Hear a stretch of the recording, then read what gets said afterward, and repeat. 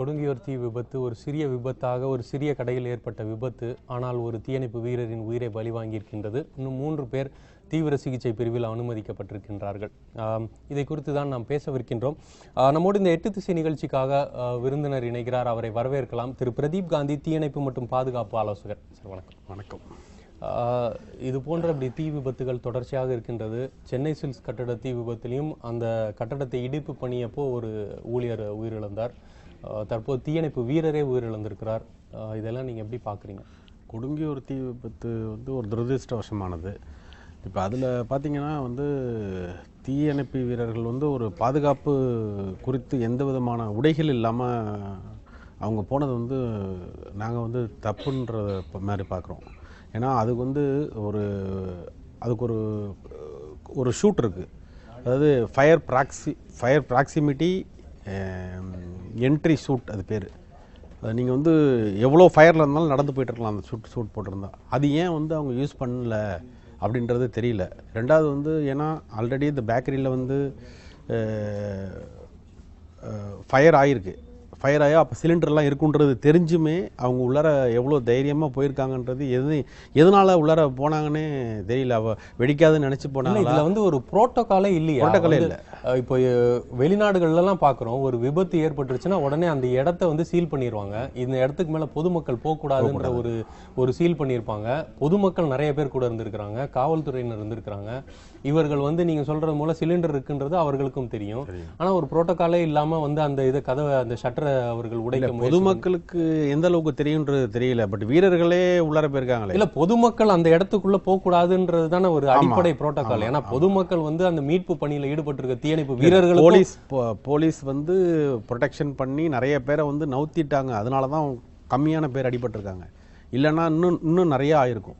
இல்ல, காவல்துறையினர் நகர்த்துறதை விட ஒரு அடிப்படையில அந்த ஏரியா சீல் வச்சிருக்கணும். அந்த ஒரு டேப் போட்டு பல நாடுகள்ல நம்ம பாக்குறோம். அந்த ஏரியா ஒரு விபத்து நடந்துருச்சுன்னா, ஒரு சின்ன ஒரு கார் கிராஷ் நடந்திருந்தாலுமே அந்த ஏரியா உடனே அவங்க மூடிடுறத பாக்குறோம். ஆனா இப்படி ஒரு தீ விபத்து நடந்திருக்குது, அதுக்கான ஒரு நடவடிக்கையை நம்ம பார்க்க முடியல. இதுல முக்கியமா அதுக்கு முன்னாடி இந்த மாதிரி பேக்கரிஸ்ல அவங்க யூஸ் பண்றதோட சிலிண்டரை எப்பயுமே அடுப்புக்கு பக்கத்துலேயே வச்சுக்கிறாங்க. ஆக்சுவலாக ஒரு 10 மீட்டர் தள்ளி தான் இருக்கணும். அதுலேருந்து டியூப் வழியாக தான் அது வரணும். இதை மாதிரி பண்ணுறது இல்லை. இந்த மாதிரியான சேஃப்டி நாம்ஸை யாருமே கடைப்பிடிக்கிறது இல்லை. அதை அரசாங்கமும் கண்டுக்கிறது இல்லை. அப்படி இது ஒரு முக்கியமான விஷயம். அப்புறம் ஃபயர் ப்ரெஷருக்காக சிலிண்டரை படுக்க வச்சுலாம் யூஸ் பண்ணுவாங்க. இப்போ எல்பிஜி லிக்விட் பெட்ரோலியம் கேஸ், அதை உங்களுக்கு ஸ்ட்ரெயிட்டாக தான் நிற்கணும். அது ஆனால் ஸ்ட்ரெயிட்டாக இருந்தால் ப்ரெஷர் கம்மியாகும்ட்டு உங்களுக்கு 21 kgs இருக்கும்போது அது இறங்க 10 kgs வரும்போது ப்ரெஷர் கம்மியாகிடும். அந்த ப்ரெஷருக்காக படுக்க வச்சு யூஸ் பண்ணுவாங்க. அப்படி பண்ணும்போதுலாம் பெஸ்ட் ஆகிறதுக்கு எவ்வளவோ சான்சஸ் இருக்குது. அந்த மாதிரி சேஃப்டி நாம்ஸ் எல்லாம் கடைப்பிடிக்கிறது யாருமே கிடையாது. கவர்மெண்ட்டில் உள்ள ஆஃபீஸர்ஸும் அதை போய் இன்ஸ்பெக்ஷன் பண்ணுறதில்ல, ஃபாலோ பண்ணுறதில்ல. இதில் கூட ஒரு 10 மாடி கட்டடம் தீப்பிடிச்சு எரிஞ்சிட்டு இருக்குது. ரொம்ப ஒரு ரிஸ்கான விஷயம் அதை காப்பாற்றுறது இருக்குது. அப்படி அது பல உயிர்கள் அங்கே மாட்டிக்கிட்டு இருக்கிறாங்க. அப்படின்ற மாதிரி ஒரு சூழ்நிலையில் இந்த தீயணைப்பு வீரர் உள்ளே சென்றிருந்தாருன்னா கூட நம்ம எதை புரிஞ்சிக்க முடியுது. சரி, ஏதோ ஒரு காப்பாற்றுறதுக்காக ஒரு முனைப்பில் சென்றுட்டாங்கன்ட்டு. ஆனால் அடிப்படையில் அங்கே அந்த கடையிலையும் ஆள் இல்லைன்றது அவர்களுக்கும் தெரியும்.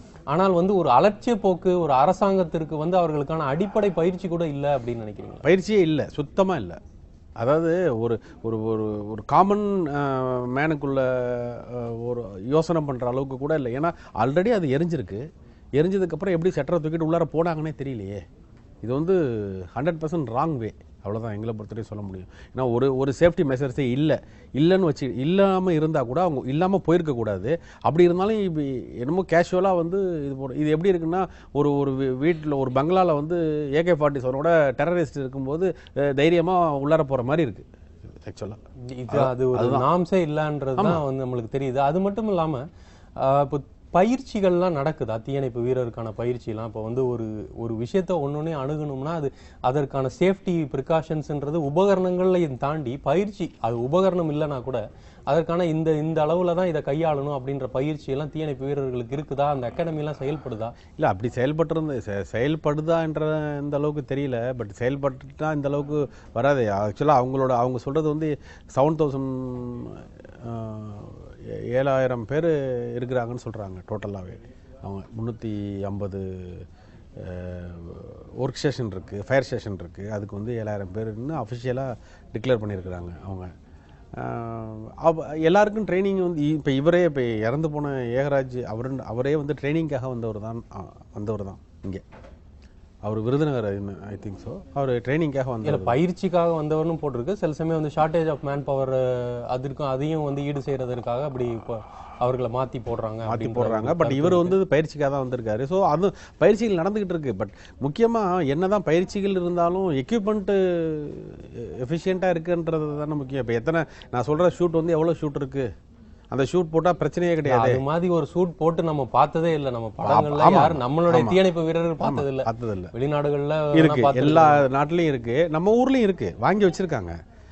பயன்படுத்தி பார்த்தது இல்லை. ஏன்னா ஒரு அதுக்கு முன்னாடி நார்மல் ஒரு ப்ரொடெக்ஷன், ஃபயர் ப்ரொடெக்ஷன் கிளாத்தே இருக்கு. அட்லீஸ்ட் அதை கூட யூஸ் பண்றது இல்லை. இவங்க யூனிஃபார்ம்ல தான் போறாங்க எப்பயுமே. பட் நீங்கள் எல்லா மேலை நாடுகள்லையும் பாருங்கள் யூனிஃபார்மில் இருக்க மாட்டாங்க. அந்த ஃபயர்னால் அந்த கோடிங்கில் உள்ள ட்ரெஸ்ஸில் தான் போவாங்க. At least fire proof protection, first protection ஒரு ட்ரெஸ் இருக்குது.